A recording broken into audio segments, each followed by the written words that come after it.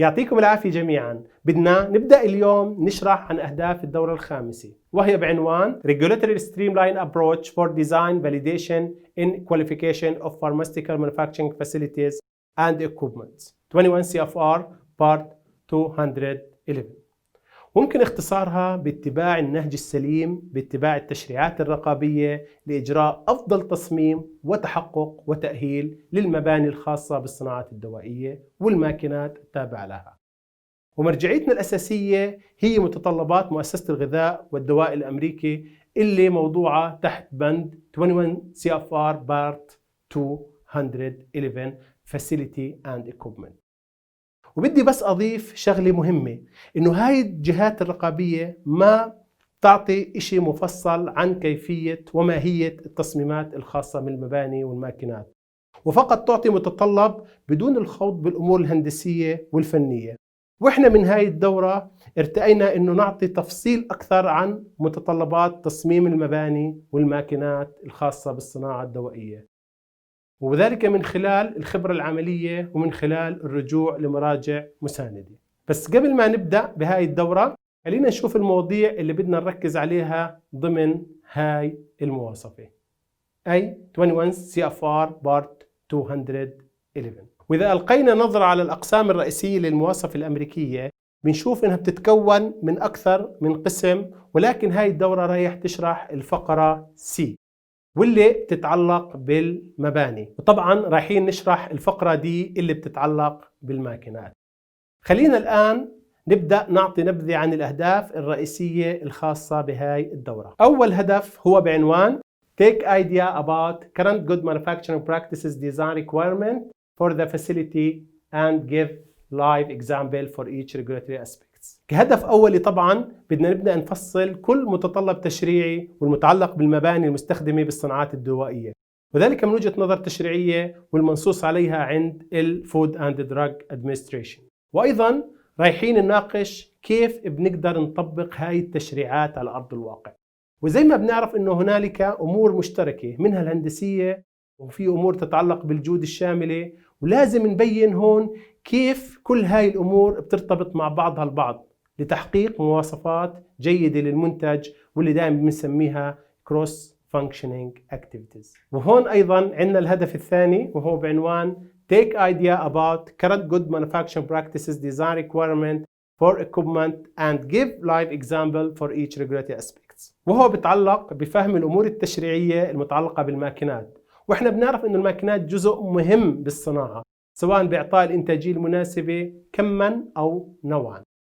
زي ما بنعرف إنه في عنا بعض التحديات مع الجهات الرقابية، بحيث إنه في عنا متطلبات تشريعية مختلفة لهاي الماكينات. وبحب أأكد إنه التشريعات الخاصة بالماكينات هي تشريعات تقريباً بتعطي إشي عام، وود التنويه إنه ممكن تكون بعض المواصفات التشريعية أو الفنية لهاي الماكينات تكون مهمة في صناعة دوائية معينة، أي لشكل صيدلاني معين، وتكون أقل أهمية أو حتى مش مهمة لشكل دوائي آخر. لهذا السبب إحنا محتاجين نأخذ تفصيلات أكثر للتغلب على هاي التحديات مع فرق التفتيش، ونتعرف أكثر على تصميم الماكينات وكيف بنستطيع اختيار التصميم الأفضل واللي رايح يعطي جدوى اقتصادية مناسبة بدون مبالغة أو تقليل بالمواصفات الخاصة بهاي الماكينات. أما بالنسبة للهدف الثالث من هاي الدورة هو بعنوان Take idea about current good manufacturing practices key aspects related to CGMP utilities including construction, operation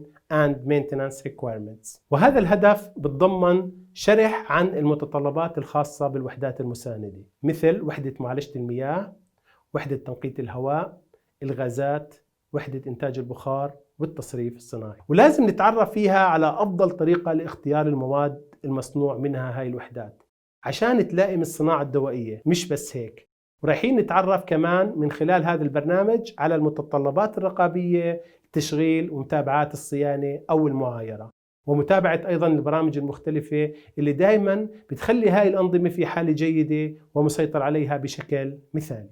الهدف الرابع هون وهو الهدف المهم، وهو بعنوان Take idea about the design requirement to prevent the contamination, cross-contamination between rooms, zones within different functions. وهو بيشرح بعض التفاصيل الخاصة بتصميم مصانع الأدوية واللي بتجعل أي مصنع غير معرض للتلوث من الخارج، ونشير إله ب Prevention of Contamination. وهذا التلوث ممكن يكون سببه من الأشخاص أو الماكينات أو الجو المحيط مثلا.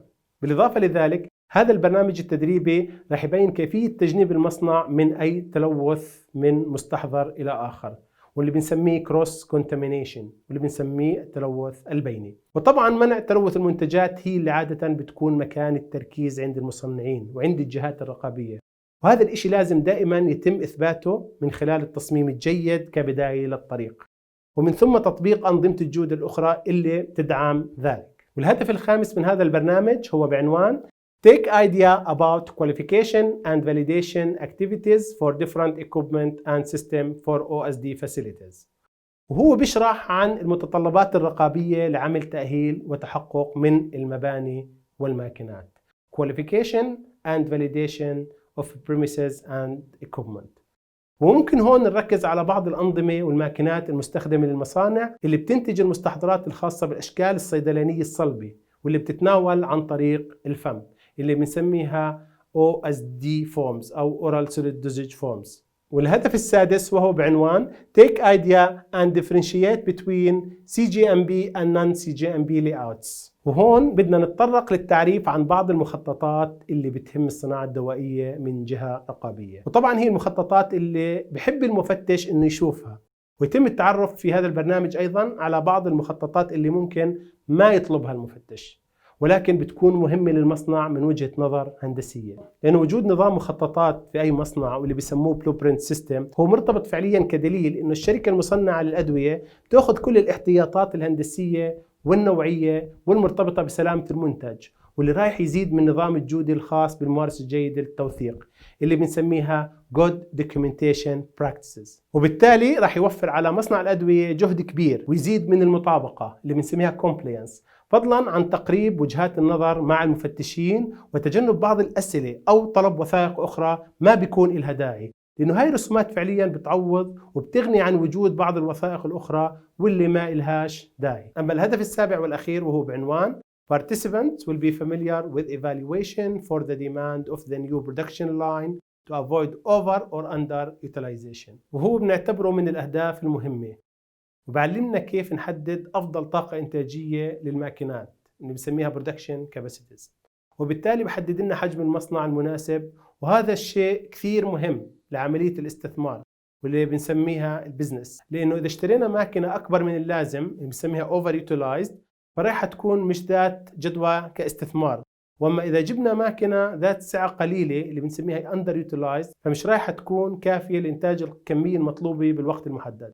وبالحالتين هذا سيؤثر على العمليه التصنيعيه ككميه انتاج، بالاضافه الى خلق مشاكل فنيه واللي رايحه تسبب مساءلات من قبل الفريق الرقابي اللي بده يفتش على الشركه.